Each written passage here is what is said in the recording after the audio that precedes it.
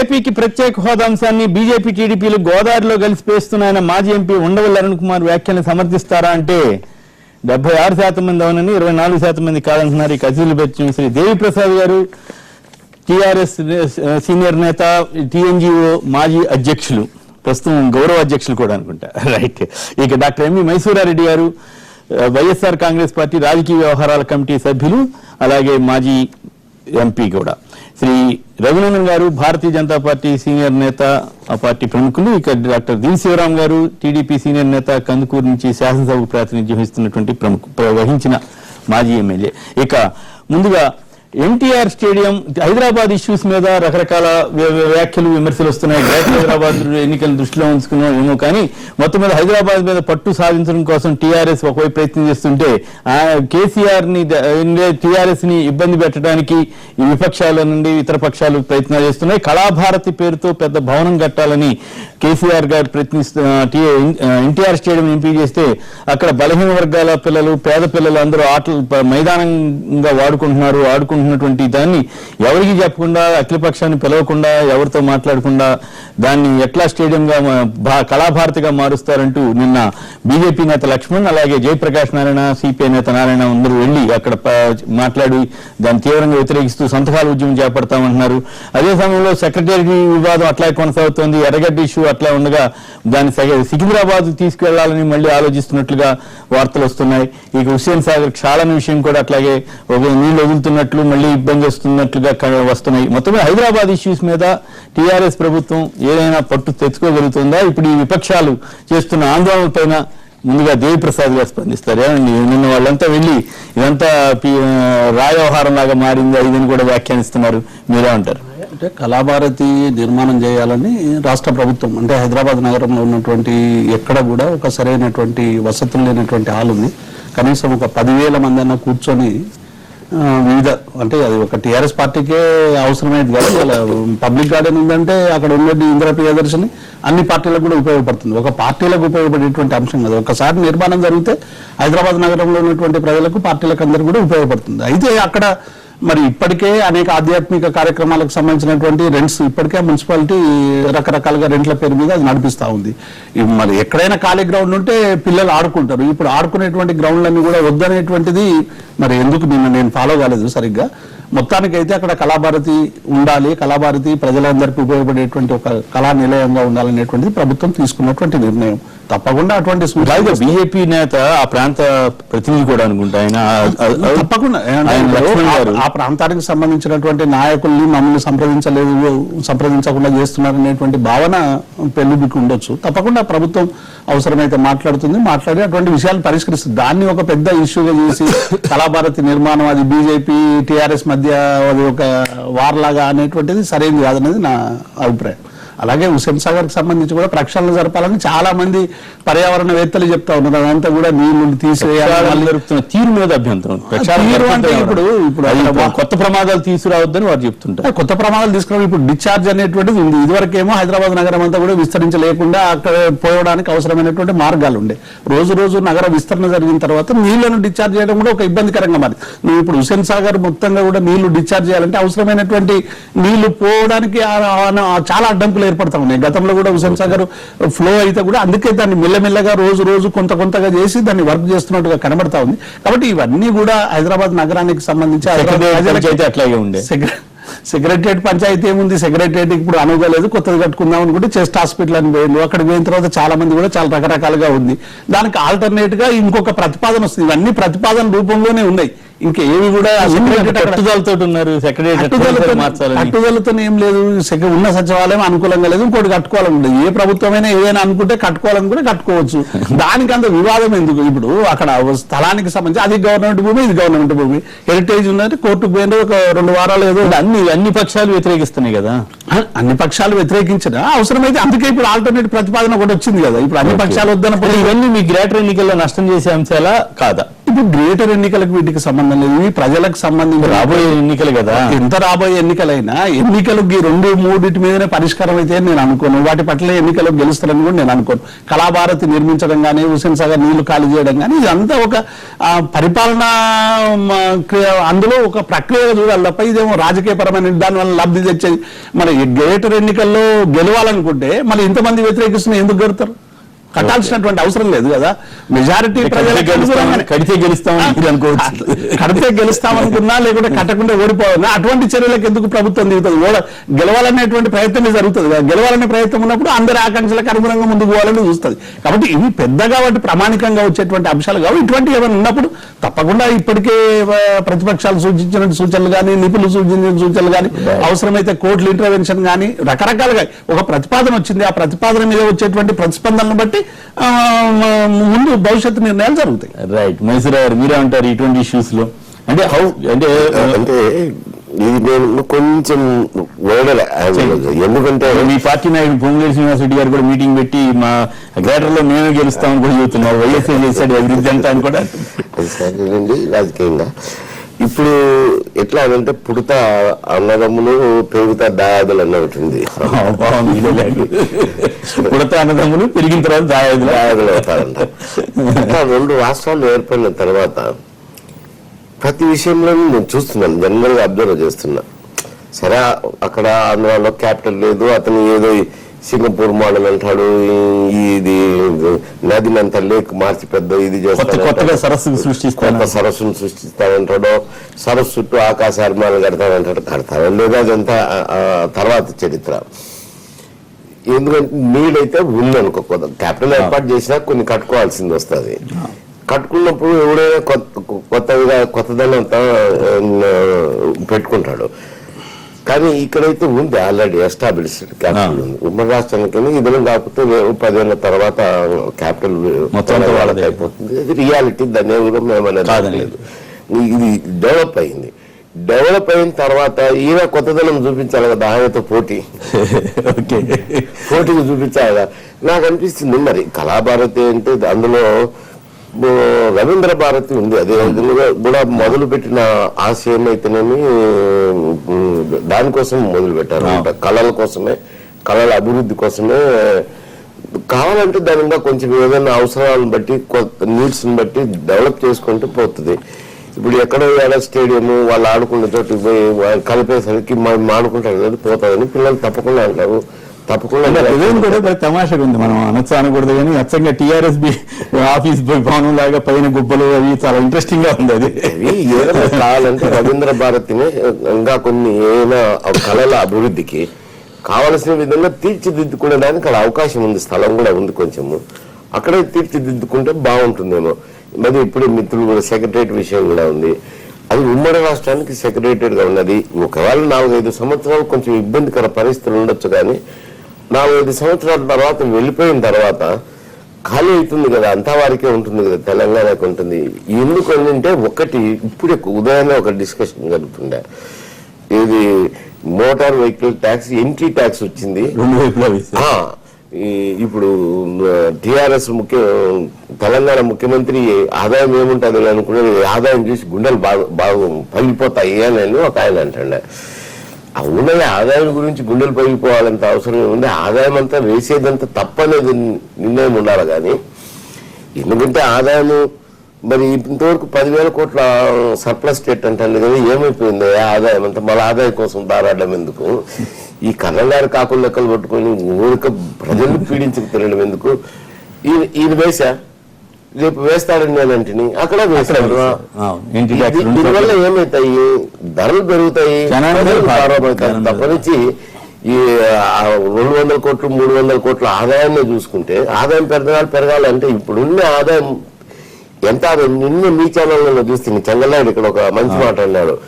గోపాల్ రెడ్డి గారు బడ్జెట్ పెట్టినప్పుడు 10 కోట్లు ఎంత అనుకుంటాను, 40 కోట్లు తీసుకెళ్లారు, 40 కోట్లు తీసుకెళ్లారు. అలాగే ఇప్పుడు పెరిగిపోయింది. ఇప్పుడు 1,00,000 కోట్లు అయింది, 1,50,000 కోట్లు ఉమ్మడి రాష్ట్రానికి. అంటే ఇద్దరు తీసుకుని 70,000 కోట్లు, 70,000 కోట్లు చిన్న రాష్ట్రాలకు సరిపోదు.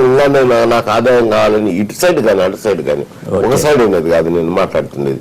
ఈ ఆదాయం అనేది చాలా డేంజరస్ థింగ్. మేము ఆదాయం లేకుంటే రాష్ట్రం అభివృద్ధి ఎట్టు చెందుతుంది, రాష్ట్రం అభివృద్ధి ఎట్టు చెందుతుంది చెప్పడానికి బాగుంటుంది. వేసిన తర్వాత ఎంత వసూలు చేస్తున్నావు, ఎంత ఖర్చు పెడతావు చూసుకుని, రూపాయి వసూలు చేస్తే నువ్వు 20 పైసలు ఖర్చు పెట్టడం లేదు. దానివల్ల ఎవరికి భారం అవుతుంది, ప్రజలకు భారం అవుతుంది. అన్నెసరీ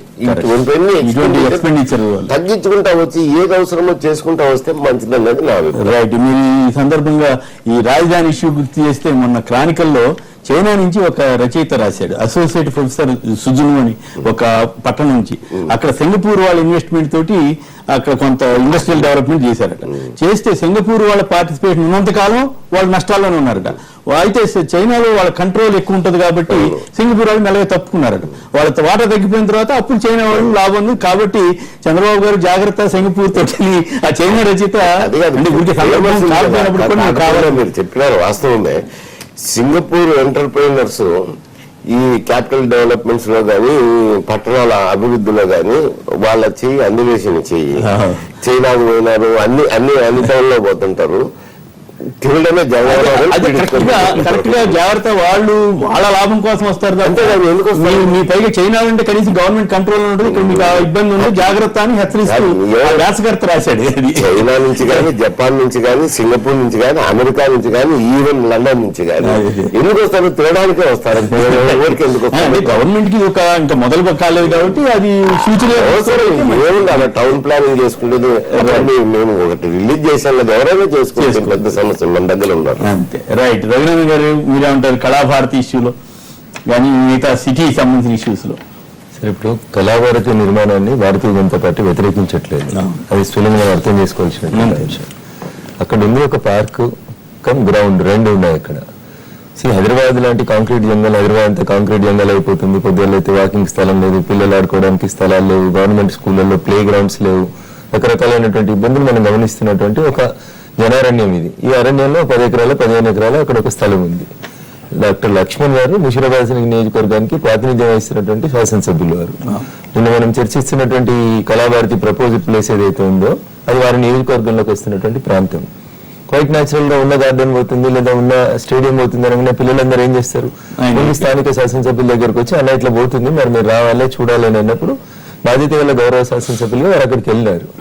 భారతీయ జనతా పార్టీ ఏమంటుందంటే కళాభారతి నిర్మాణానికి మేము వ్యతిరేకం కాదని చెప్తూనే వారు ఒక మాట చెప్పారు నిన్న లక్ష్మణ్ గారు. అక్కడ ఇది పేద పిల్లలు ఆడుకుంటున్నటువంటి, మీకు ఎల్బీ స్టేడియం ఉంది లేదా గచ్చిబౌలి స్టేడియం ఉంది అంటే అంత దూరం పోలేరు గారు, పిల్లలు దూరం ఎక్కువ అవుతుంది కాబట్టి రానివారు కూడా. దానికి ఎంట్రీ ఫీజులు కథాకాని ఉంటాయి.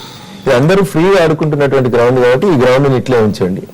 లేదు ముఖ్యమంత్రి గారికి బాగా పట్టింపులు ఉన్నాయి, నేను ఖచ్చితంగా ఇక్కడనే కట్టాలి, దీనికి ఎన్టీఆర్ అనే పేరు ఉంది, నాకు రాజకీయ భిక్ష పెట్టిన పేరు ఈ రాష్ట్రంలో ఉండకూడదు, నేను ఇక్కడనే కట్టాలని మీకు తీర్మానం ఏదో చేశారట కొంతమంది.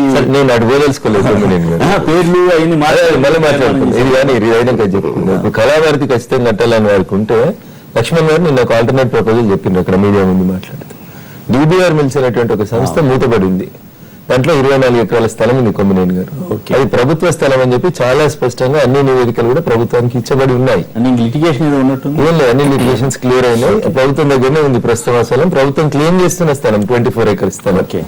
నిజంగా మనం ప్రత్యామ్నాయంగా ఇందాక దేవిప్రసాద్ గారు అన్నట్టు ఒక 10,000 మంది జనం వచ్చి కూర్చొని పార్కింగ్ సరిపోయే రీతిలో మీరు ఒక అధునాతన భవనం కట్టాలనుకుంటే ఆల్రెడీ శిథిలావస్థకు చేరిపోయి నిరుపయోగంగా ఉండి ప్రభుత్వ ఆస్తి అయినటువంటి డీబీఆర్ మిల్స్ లోపల అట్లాంటివి కడితే బాగుంటుంది అనేది వారు ఆ ప్రాంతం నుంచి ప్రాతినిధ్యం వహిస్తున్నటువంటి గౌరవ శాసనసభ్యునిగా ఎల్పీ లీడర్ కూడా భారతీయ జనతా పార్టీ చాలా స్పష్టంగా లక్ష్మణ్ గారు మాట్లాడిండ్రు. మేము ఏమంటున్నామంటే సెక్రటరియట్ ని తరలిస్తున్నప్పుడు కూడా నాగం జనార్దన్ రెడ్డి గారు చెప్పింది అదే. అయ్యా దాన్ని తీసుకెళ్లి మీరు వికారాబాద్ లో పెడతా అంటున్నారు. పేద పేషెంట్స్, గరీబ్ వాళ్ళు ఉంటారు, టీవీ పేషెంట్లు, బాగా డబ్బున్న వాళ్ళు అయితే ఎట్లా కార్పొరేట్ హాస్పిటల్స్ కి పోతారు.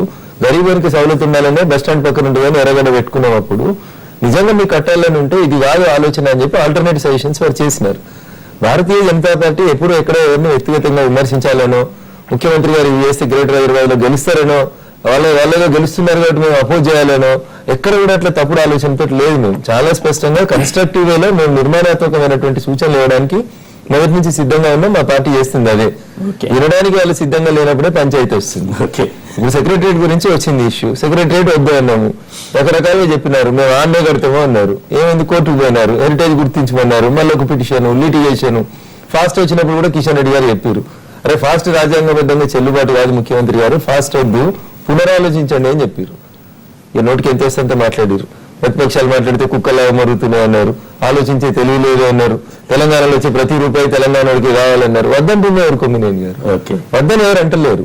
ఇప్పుడు ఉన్నటువంటి సెక్రటరియట్ లో చాలా భవనాలు ఉన్నాయి, కొద్ది రోజుల తర్వాత మైసూరా గారు చెప్పినట్టు ఖాళీ అయితే మనకు అనుకూలంగా మార్చుకుంటే బాగుంటుందని ఒక సలహా ఇస్తే మాట్లాడిన వాళ్ళకి అందరికి ఏం తెలియదు అనేటువంటి అర్థం వచ్చే రీతిలో సెంటిమెంట్స్ ఏమున్నాయో వాస్తుంటే ఇప్పటికి చాలా మంది ముఖ్యమంత్రులు 10 ఏళ్లు పాలించిన ముఖ్యమంత్రులు ఉన్నారు అదే సెక్రటరియట్ లోపల. వాస్తు లేకపోతే 4 బంగ్లాలు దాంట్లోనే డిస్మెంటల్ చేసుకుంటే కదా. సుప్రీంకోర్టు చాలా స్పష్టంగా చెప్పింది, వాటర్ బెల్ట్లు, బఫర్ జోన్లు, ఇట్లాంటి క్యాచ్మెంట్ ఏరియాస్ లోపల భవనాలు రావాలంటే ముఖ్యమంత్రి గారు వచ్చి మీడియా ముందుకు వచ్చి సంజయ్ పార్క్ లో 124 భవనాలు 124 అంతస్తులు కడదామంటారు కొమ్మినేని గారు. సింగపూర్ ఎందుకు కట్టుకుంటాడు, దానికి స్థలం లేదు, ఉన్న స్థలాన్ని సద్వినియోగం చేసుకోవాలి అంటే 124 ఫ్లోర్లు కడతాడు కొమ్మినేని గారు. అవసరం చాలా ఉంది కదా, రింగ్ రోడ్ చుట్టూ చాలా వైశాల్యం ఉంది, ప్రభుత్వ భూములు ఉన్నాయి, 1000 ఎకరాలు ఉన్నాయి సార్. దేవిప్రసాద్ గారు, రఘునందన్ గారు ఇద్దరు పుట్టిన మెదక్ జిల్లాలో 10,000 ఎకరాలు రింగ్ రోడ్ చుట్టూ ఉంది ప్రభుత్వ స్థలం. ఎయిమ్స్, అవును సార్, రింగ్ రోడ్ చుట్టూ 10,000 ఎకరాలు ఉంది సార్. రింగ్ రోడ్ చుట్టూ ఎయిమ్స్ పెట్టినాం అంటున్నాం. మా హరీష్ గారు మాట్లాడతలేరు, ముఖ్యమంత్రి గారు మాట్లాడతలేరు. సొంత జిల్లాలో ఎయిమ్స్ పెట్టమంటే ఇంకా బీబీనగర్ లో నిమ్స్ తీసుకుపోయి ఎయిమ్స్ మారుస్తామంటారు. దానికి గత ప్రభుత్వంలో గులాం నబీ ఆజాద్ గారు కేంద్ర ఆరోగ్య శాఖ మంత్రిగా ఉన్నప్పుడు రాజశేఖర రెడ్డి గారు ప్రపోజల్ చేస్తే కేంద్రం నుంచి ఒక ఎక్స్పర్ట్ కమిటీ వచ్చి చెప్పిపోయింది, దీన్ని ఇట్లా చేయడానికి వీలు లేదు. ఎల్బీ నగర్, బీబీ నగర్ లో ఉన్నటువంటి నిమ్స్ ని ఎయిమ్స్ గా మార్చడానికి టెక్నికల్ సపోర్ట్ లేదు కాబట్టి చేయొద్దు అని 7 టెక్నికల్ కమిటీ ఒక రిపోర్ట్ ఇచ్చిపోతే మళ్ళీ ముఖ్యమంత్రి గారు మళ్ళీ దీన్ని నిమ్స్ ని ఎయిమ్స్ గా మారుస్తానడం, ఇవి బాధాకరమైనటువంటి విషయాలు. రైట్, పరిపాలన అనుభవం లేదని మేము అనవేసుకోలేదు కానీ అనుభవం ఉన్న అందరు మంత్రులు అయితే వచ్చేసారు కదా. బంగారు తెలంగాణ ముఖ్యమంత్రి గారికి ఉంది అనుభవం. సరే, వారికి ఎవరైనా అనుభవం లేని మంత్రులు తప్పుడు సలహా ఇస్తారు అనుకున్నాను, ఇప్పుడు అనుభవం ఉన్న చాలా మంది మంత్రులు వచ్చారు కదా. కరెక్ట్ నిర్ణయాలు తీసుకోండి అని మాత్రమే మేము చెప్పదలుచుకున్నాం. కాబట్టి వ్యతిరేకిస్తున్నారు, Bharatiya Janata party వ్యతిరేకించింది కళాభారతిని, Bharatiya Janata party NT రామారావుకి సపోర్ట్ చేసింది, భారతీయ జనతా పార్టీ తెలుగుదేశం తోటి అంటగాగుతుంది. ఈ రాజకీయ విమర్శలు వద్దు దయించి. ఒక కన్స్ట్రక్టివ్ వేలో వారు రవీంద్ర భారతినే మాటలు చేయమని వారు అన్నారు. నేను ఇంకొక అడుగు ముందుకేసి నేను అంటున్నాను, నిజంగా మీకు రవీంద్ర భారతిలో పార్కింగ్ కష్టమవుతుంది, 2,000 మందికే ఉంది, దేవిప్రసాద్ గారి ఆలోచన ప్రకారం 10,000 మందికి కావాలి. Yes, propose it in the DBR mills. ముఖ్యమంత్రి గారు ఏమన్నారు ఎన్నికలు వచ్చినప్పుడు, ఆంధ్ర వాళ్ళు లేదా సెటిలర్స్ అనే పదాలు ఎవరు వాడొద్దు, సెటిలర్స్ కాళ్ళల్లో ముళ్ళు ఉచితే నేను వచ్చి తీస్తా అంటారు. రేపు ఏమైతే ఎన్టీఆర్ అనే పేరుని మార్చడానికి చేసిరని ఎవరొకరు విమర్శిస్తారు. చెప్పేశారు ఏమంటున్నాను సార్, నీ కొడుకు పేరు అదే పెట్టుకుంటూ 100 సార్లు 100 మంది విమర్శించారు. మేము టీఆర్ఎస్ లో ఉన్నప్పుడు వాటికి అన్నిటికీ సమాధానాలు చెప్పిన కాబట్టి ముందే చెప్తా ఉంటున్నా. ఇట్లాంటి అపవాదులు రావద్దు. పరిపాలనకు వచ్చింది, మనం అందరం పోరాడి తెచ్చుకున్న తెలంగాణలో కన్స్ట్రక్టివ్ వేలో పోదామని చెప్పి లక్ష్మణ్ గారు నిన్న 2 సలహాలు ఇచ్చినారు. అంటే వాళ్ళు తీర్మానం చేశారు, ఆంధ్ర పేర్లు ఉండొద్దు, ఆంధ్ర సంస్కృతి ఉండొద్దు, ఆంధ్ర విగ్రహాలు ఉండొద్దు. వాళ్ళ పార్టీ ప్లీనరీలో వాళ్ళు తీసుకున్న నిర్ణయం, ప్రభుత్వ పరంగా నిర్ణయం వచ్చినప్పుడు మేము కన్స్ట్రక్టివ్ వేలో చెప్తాం, ఇట్లా కాదు ఇట్లా చేస్తాం. పార్టీ తీర్మానం చేస్తే దానికి శాంక్టిటీ ఉండదా? వాళ్ళ పార్టీలో చేసుకున్న ప్రతి తీర్మానాన్ని మేము విమర్శించాలి. విమర్శించడం మేము అంటలేదు. నేను ఏమంటున్నాను, ఆ తీర్మానాలలో 459 మంది అమరవీరులకే ఇచ్చినాము, దాన్ని 1200కి ఇద్దాము, కలెక్టర్లు తప్పుడు నివేదికలు ఇస్తున్నారు, మన నమస్తే తెలంగాణ పత్రికలు మనం రాసిన 1200 పేర్లు కరెక్ట్ అని చెప్పి దానికోసం ఒకరన్నా కొట్లాడి మాట్లాడంటే మేము అందరం సంతోషించేటోళ్ళం. చచ్చిపోయిన అమరవీరుల కుటుంబాల గురించి మాట్లాడతలేరు, తెలంగాణ వచ్చినాక చచ్చిపోయిన 700 మంది రైతుల గురించి మాట్లాడతలేరు, గాఢ బాధపడుతున్నాం మేము. ఆ విగ్రహం ఉంటేంది సస్తేంది, మీరు తీసేయాలనుకుంటే తీసేయరు, ఉంటే ఉంచుండ్రి. అదే సంస్కృతి సాంప్రదాయాలకు వచ్చినప్పుడు చెప్తారు, అటువైపు నుంచి కూడా పెద్దలు వస్తారు, ఏ సంస్కృతి ఏంది ఏందనేది మాట్లాడుండ్రి. దేనికి కానీ చర్చల ద్వారా సమస్యను పరిష్కరించాలి. కానీ ఇప్పుడు మీరు కేసీఆర్ గారు వచ్చిన ఈ 9 నెలల పాలనలో లేదా 10 నెలల పాలనలో కొమ్మినేని గారు ఒక మాట అనేస్తారు, ఫస్ట్ ఫాస్ట్ అనేసిరు, మొట్టమొదటి కేబినెట్ తర్వాత ఫాస్ట్ అన్నారు, దాని మీద 3 నెలలు రభస నడిచింది. 3వ కేబినెట్ మీటింగ్ కాగానే ఏమన్నారు ముఖ్యమంత్రి వచ్చి ఫాస్ట్ లేదు గీస్లో 20 అందరికి ఇచ్చేసారు. అంటే ఏదో ఒక పంచాయతీ ఈ 3 నెలలు అయిపోగానే ఏమన్నారు, సెక్రటరియట్ తీసుకుపోయి అడగడదాం, హుస్సేన్ సాగర్ చుట్టూ ఇది కడదాం అన్నారు. హుస్సేన్ సాగర్ చుట్టూ చేయడానికి ఎవరు వ్యతిరేకం కాదు.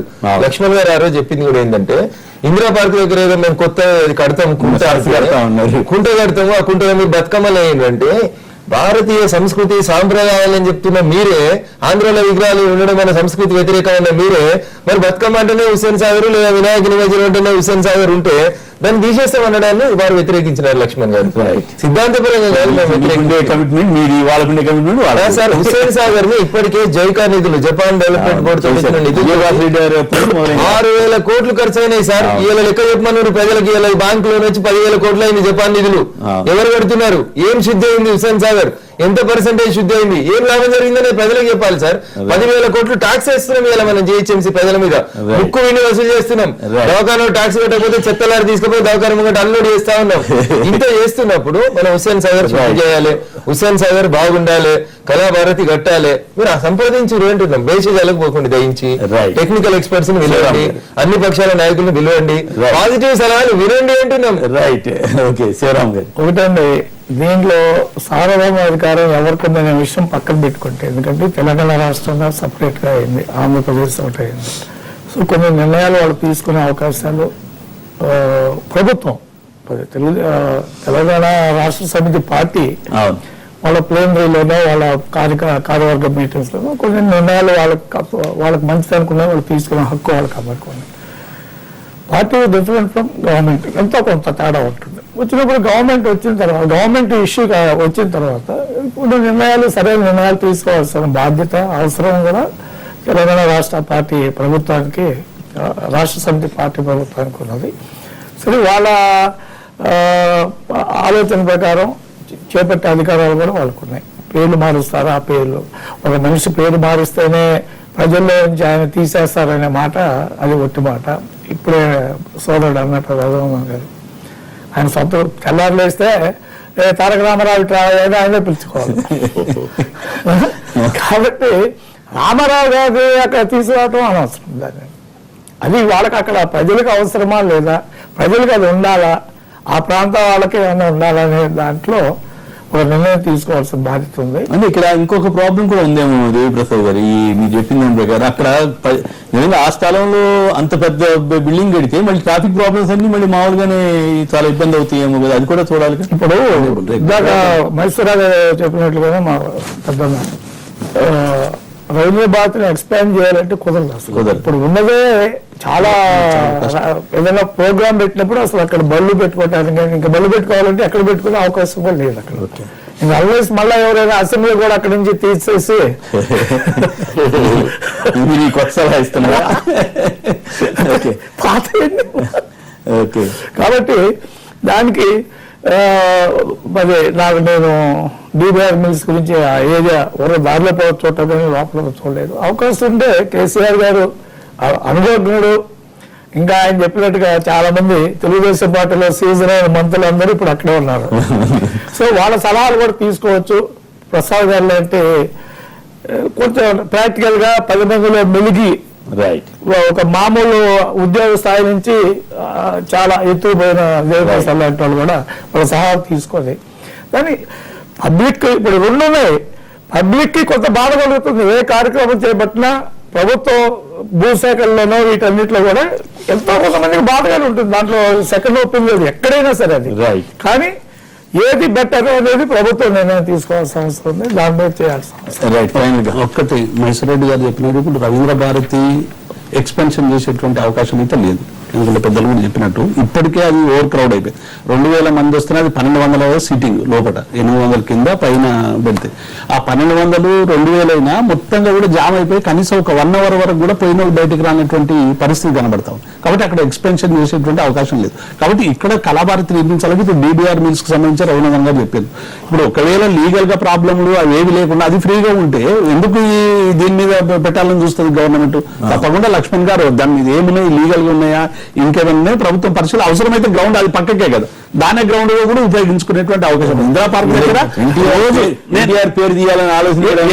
ఎన్టీఆర్ స్టేడియం పిల్లల కోసం గ్రౌండ్ల కోసం కట్టింది కదా సార్. ఎన్టీఆర్ స్టేడియం అనేది వివిధ అవసరాలకు ఉపయోగిస్తుంది. రోజు ఇందిరా పార్క్ లో ధర్నాలు జరిగితే మొత్తం పార్కింగ్ అక్కడనే ఉంటది. ఆధ్యాత్మిక కేంద్రాలు, మీరు ఎన్టీవీ కార్యక్రమం కూడా అక్కడనే పెట్టింది. ఇప్పుడు రకరకాల కార్యక్రమాలు అక్కడ ఏదో రూపంలో కళా రూపంలో జరుగుతా ఉన్నాయి. దాన్ని ఒక రెగ్యులరైజేషన్ చేసి అందరికి ఉపయోగపడేటువంటి ఒక భవనంగా మార్చాలనే తాపత్రయం తప్ప ఇది కూడా దీనివల్ల నష్టం వచ్చిందనుకుంటే దాని మీద ఖర్చులు పెట్టడం ఎందుకు, ఇంత వివాదం తెచ్చుకోవడం ఎందుకు? ప్రజలకు అవసరాలకు ఉపయోగించేటువంటి నిర్మాణం చేయాలని కోరుకుంటాం తప్ప ఇంకోటి.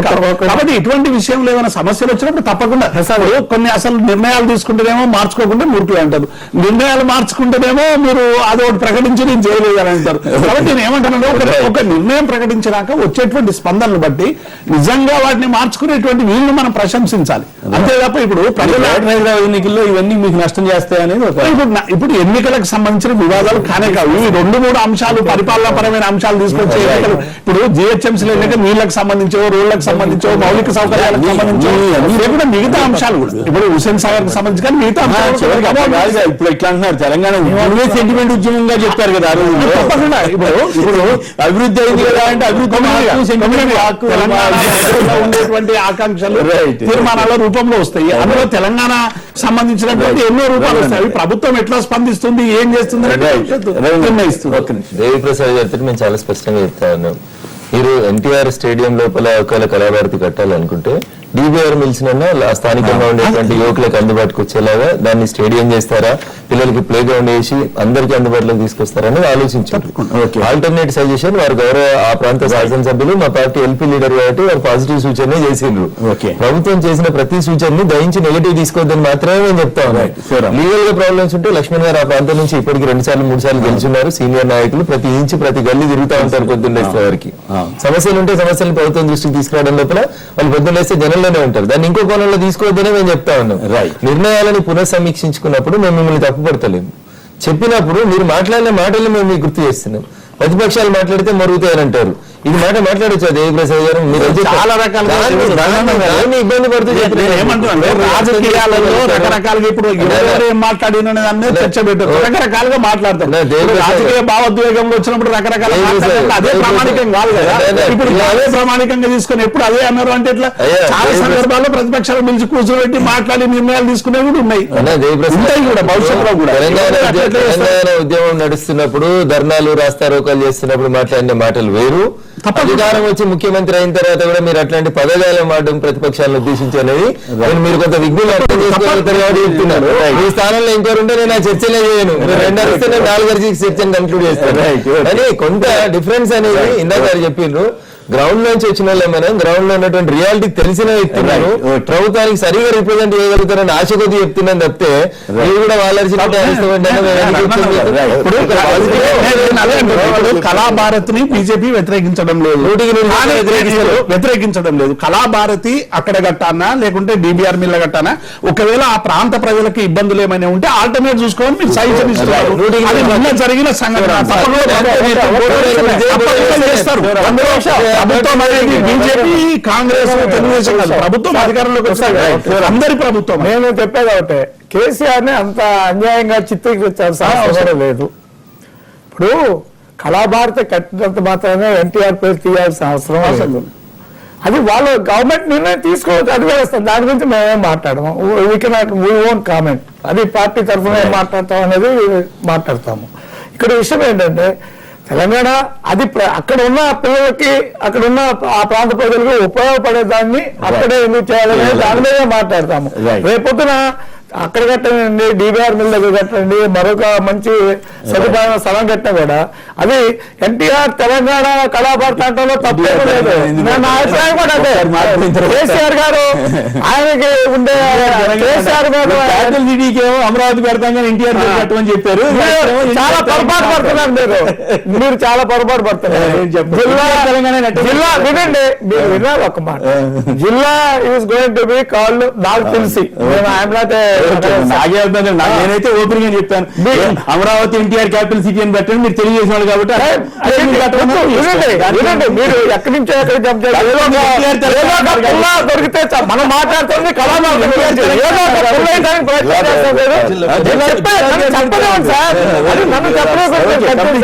ఏమనేది నా అభిప్రాయం కూడా పూర్తి కేసీఆర్ ఆ విధంగా పోతారు. అయితే ఆ లోకల్ పీపుల్ కి వాళ్ళ భావాలకి వాళ్ళ ఉపయోగాలకు అనుగుణంగా చేయాలనేదే కోరిక.